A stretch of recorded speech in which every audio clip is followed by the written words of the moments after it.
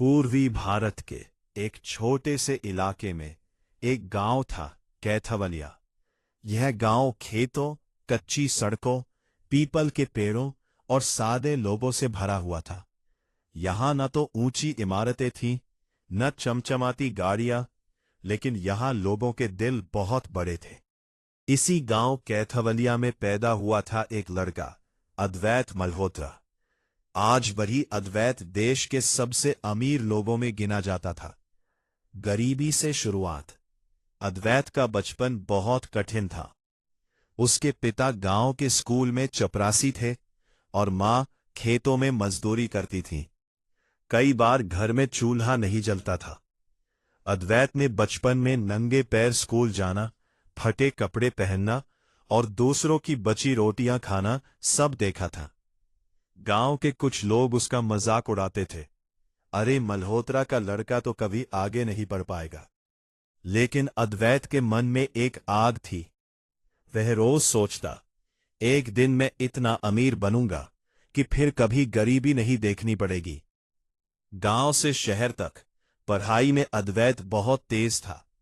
किसी तरह छात्रवृत्ति मिली और वह शहर चला गया। शहर की जिंदगी आसान नहीं थी।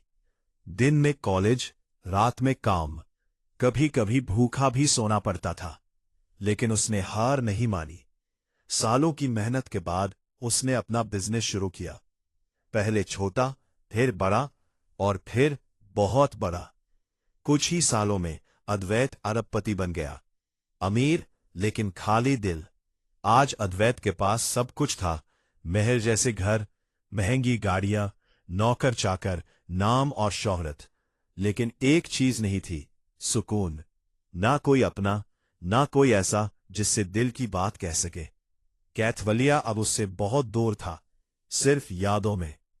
एक घटना जिसने सब बदल दिया। एक दिन अद्वैत अपनी कार से शहर जा रहा था।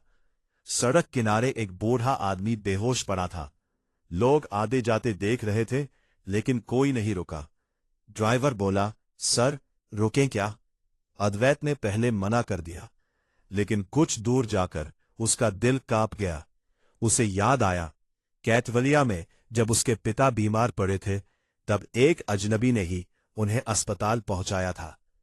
गाड़ी वापस मोड़ो, उसने कहा। मानवता की सब्र, वापसी। बूढ़े आदमी का नाम हरिनाथ था। वह भी एक गांव का ही था। बेटों ने उसे घर से निकाल दिया था। अस्पताल में हरिनाथ ने अद्वैत का हाथ पकड़कर कहा, बेटा, भगवान तुम्हें बहुत आगे बढ़ाए। उस रात अद्वैत सो नहीं सका। उसे लगा जैसे कैथवलिया उसे पुकार रहा हो। कैथवलिया की याद। कुछ दिनों बाद अद्वैत गांव गया। अपने जन्मस्थान कैथवलिया। वही कच्ची गलियां, वही पुराना स्कूल, वही टूटा हुआ घर। उसकी आंखों से आंसू बह निकले। उसने खुद से पूछा, अगर मैं अपने ही गांव के किसी काम न आ सका तो मेरी दौलत किस काम की? बदलाव की शुरुआत। अद्वैत ने एक ट्रस्ट बनाया, कैथवलिया विकास सेवा ट्रस्ट। उसने गांव में नया स्कूल बनवाया, अस्पताल खुलवाया, किसानों के लिए सिंचाई की व्यवस्था कराई, गरीब बच्चों की पढ़ाई की जिम्मेदारी ली। लेकिन उसने कभी अपने नाम के बड़े पोस्टर नहीं लगवाए। असली अमीरी एक दिन कैथवलिया के एक बच्चे ने उससे पूछा, अद्वैत भैया, आप इतने अमीर हो, फिर भी हमारे साथ मिट्टी में क्यों बैठे हो? अद्वैत मुस्कराया, क्योंकि मैं यहीं से आया हूं और यही मेरी जड़ें हैं। सबसे कठिन फैसला। एक बड़ी कंपनी ने अद्वैत को प्रस्ताव दिया, एक फैक्ट्री लगाने का। लेकिन उसके लिए कैथवलिया की जमीन लेनी थी। लोगों को उजड़ना पड़ता। अद्वैत ने साफ मना कर दिया। उसे करोड़ों का नुकसान हुआ। लोगों ने उसे पागल कहा, लेकिन कैथवलिया के लोग उसे भगवान कहने लगे। अंतिम दृश्य।